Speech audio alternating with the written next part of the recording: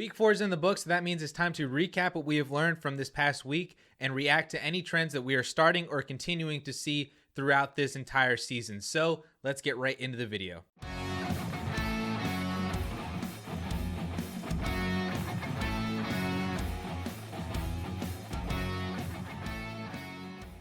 So let's get started here. I have 4 fantasy observations that I think that we need to react to in the Dynasty community from this past week 4. And so we can get set here into first down. And the first thing that I am beginning to notice is I'm getting to that point where I believe that Taylor Heinicke is actually going to be the long-term solution at quarterback for the Washington football team. I mean, he's looked great. He's played great. In his 3 games starting, he is on a 16-game pace of almost 4,500 passing yards and 37 passing touchdowns, while also adding an additional 400 rushing yards and 5 rushing touchdowns, just to put his performance and production into a context that we are much more understanding with that 16-game pace.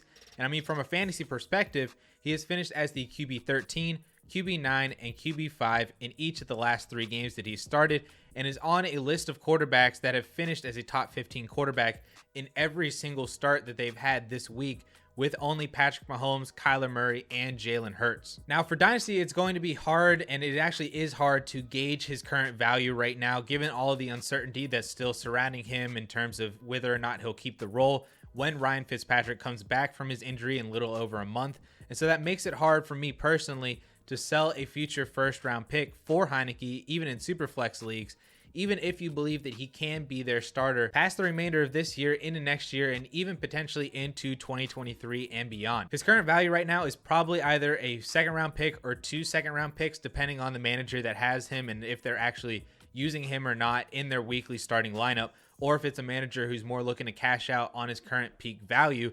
That could be around about where you can actually start talking with and discussing trades for Taylor Heinicke at either 1 or 2 second-round picks. And I would be comfortable sending upwards of 2 second-round picks for Taylor Heinicke, because I do believe that he is legit, and if he can keep producing and most importantly continue to win football games for the Washington football team, it's going to be hard for them to hand the keys back to Ryan Fitzpatrick whenever he does return from injury, not to mention the fact that Washington has no ties whatsoever to Ryan Fitzpatrick after this season because he is an unrestricted free agent. And so this could be Taylor Heinicke's show for the remainder of the year into next year. And if that's the case, he's definitely going to be worth it for fantasy and buying him in Superflex leagues, especially if he continues at the rate and production that he is going with right now. So moving on into second down, through 4 weeks in 2021, only 3 running backs have multiple 100-yard rushing performances this season, and that's Derrick Henry, obviously, David Montgomery, and Clyde Edwards-Helaire. So the enigma that is Clyde Edwards-Helaire continues with back-to-back RB1 weeks after the worst performance and game of his career back in week 2. And to continue to add to that confusion, CH produced over the last 2 weeks while still not scoring a rushing touchdown and playing on sub 65% of the snaps in the last 2 weeks versus playing over 65 of the snaps in the first 2 weeks of the season. And honestly, I really don't know what to do with CEH. I mean, I think that he's a fine RB2 based on the volume that he's going to get, but he has no ceiling. He has really no upside, especially when he's not receiving workload in the receiving game, and he's not getting goal line carries and thus not really getting rushing touchdowns like we've seen already, where he has 0 through the first 4 weeks of the season. So he's basically falling into this Josh Jacobs, Chris Carson type role on your roster, where you play him because you know he's going to get 15 touches a game, and that volume is nearly guaranteed, especially over a lot of other running backs that you might be deciding between. And if he doesn't score, though, then he's not really going to help you in your roster on your weekly basis, because he, like I said, he has no ceiling. And while that rushing production and a lack of receiving work is fine on a weekly basis because he's getting the touches, 80 yards rushing with no receiving work is only 8 fantasy points, and that's not helping us on a weekly basis. So honestly, he is not a buy right now. He's probably a hold just because nobody really wants him. But if you are selling him right now, you probably can't sell without overpaying upwards for another running back. If you're trying to get to, you know, an Austin Eckler, an Aaron Jones, even an Ezekiel Elliott or Derrick Henry, like, you're not going to get up into that range without massively overpaying in Dynasty, even if you are losing some of that value by going up in age, but going up in production for running backs. I think the way to go if you are selling Clyde Edwards-Helaire is to actually go down, and by down, I mean move CEH for guys that are still producing pretty similarly to Clyde Edwards-Helaire, but have a lot less value. Guys like Chris Carson, Darrell Henderson, even Chase Edmonds. You could even go down to like a Leonard Fournette. These guys are producing very similarly in a very similar type of workload as Clyde Edwards-Helaire. And if you can move CEH for one of those guys that I just named and a second round pick, Chris Carson and a second, Darrell Henderson and a second, I think that that is a much smarter move to go down that way than it is to pair CEH with a first round pick or a first and a second round pick just to try to get up to like Aaron Jones or David Montgomery or something like that, just because you want more production at the running back position. I think that's actually a worse dynasty move for you than what it would be to actually cut CEH down into a similar player and try to get that second round pick on top of it as well. So moving on down into third down, in a surprising turn of events, Alvin Kamara is actually third among running backs in rush attempts this season, behind Derrick Henry and Joe Mixon. However, he is 20th among running backs in targets right now, even behind Derrick Henry, still behind other guys like Mike Davis, Leonard Fournette, and even Dalvin Cook, who has played on one fewer game than Alvin Kamara.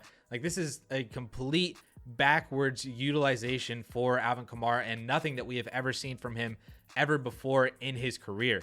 He is currently on pace for 331 carries and only 60 targets this season, which, like I said, is an insane switch in utilization considering the fact that he has never had over 200 carries or under 97 targets in a single season. Like, everything is just backwards about Alvin Kamara. And to continue this point, before this season, Alvin Kamara only had one other game with over 20 rush attempts, but he has had actually 3 games this year, 3 out of the 4 games that he's already played, he's had over 20 rush attempts in those games.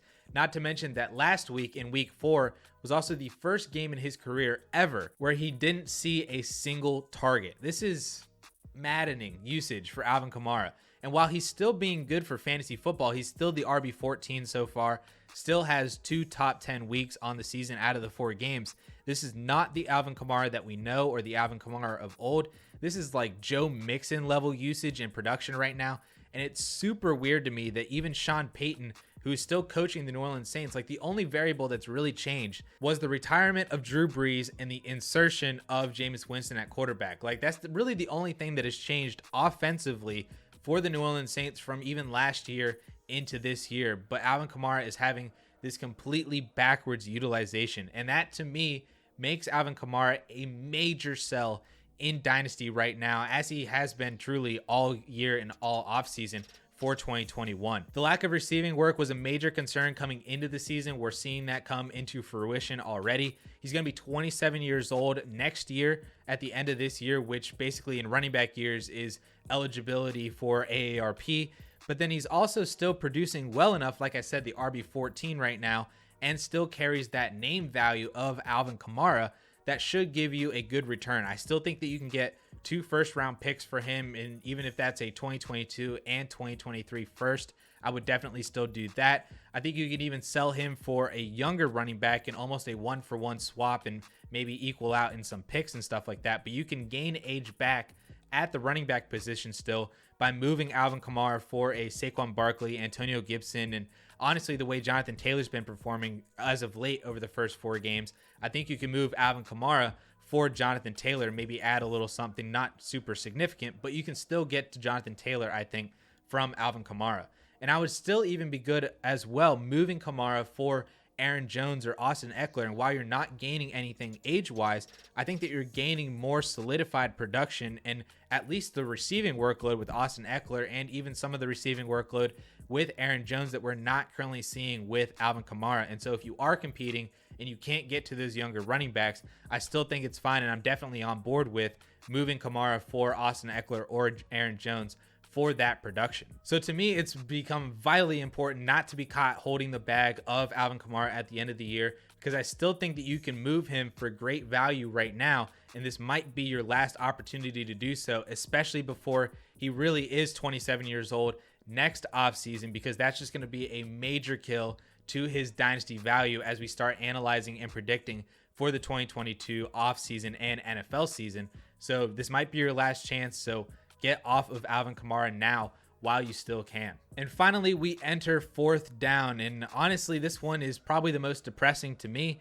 but it's something that we definitely need to talk about because this is truly a trust the process type of observation right now that we are seeing from the Atlanta Falcons. Because while all the hoopla has been on Cordarrelle Patterson this year, and just because of all the touchdowns and the kind of emergence and breakout season that he's had, that emergence and breakout has led to a disappointment in production for Calvin Ridley and Kyle Pitts to at least start the season, despite both of them still being heavily targeted each and every game this season. I mean, right now, Ridley is tied for 5th among wide receivers in targets, averaging over 10 targets per game, but has only scored 58 fantasy points. And among the 8 wide receivers with over 40 targets, Calvin Ridley and Jacoby Myers are the only 2 wide receivers with under 60 fantasy points. And then they join Keenan Allen and Stephon Diggs as the 4 wide receivers under 74 fantasy points right now. So at least compared to all the other wide receivers getting very similar volume to Calvin Ridley, he has been a giant underperformer compared to all the rest of them. Very similarly, Kyle Pitts is in the very similar boat. He is 6th among tight ends right now in targets, but only has 34 fantasy points. And like Ridley, among tight ends with over 25 targets, Pitts is the only tight end to actually be under 42 fantasy points, down at that 34 fantasy point threshold. And the biggest problem for these two that has been the biggest success for Cordarrelle Patterson as of right now has largely been touchdowns and a little bit of reception percentage, but largely has been those touchdowns. Because if you look at it, and if Ridley catches one more touchdown, he's the wide receiver 18 right now and not the wide receiver 23. If he catches 2 more, he's a borderline wide receiver 1 on the year and has a very similar stat line to Justin Jefferson. Just like that for Kyle Pitts, if Pitts catches 1 touchdown to start the year, he goes from the current tight end 20 to the tight end 13. If he catches 2 touchdowns, he's now the tight end 7 with a very similar stat line to Noah Fant to start the year. So honestly, the targets are there. Matt Ryan has looked better each and every week so far, especially this past week. That defense is still really bad, so we need to just continue to trust the process with the Atlanta Falcons, trust in the targets, trust in the target share that they're receiving, and trust that that regression is going to start coming back toward the 2 elite players on this offense and not so much towards Cordarrelle Patterson. And hopefully good things are yet still to come for both Calvin Ridley and Kyle Pitts. So continue to play them in your lineups. Don't really worry about tilt trading them or doing anything like that. Just continue to play them week in and week out because they're seeing the volume, and hopefully that regression is just going to start kicking back in here very, very soon. And if you would like a more expansive recap of week 4 from the 2021 NFL season, you can click right up here and watch that video. And with that all being said, guys, thank you all so much for watching. We'll catch y'all later.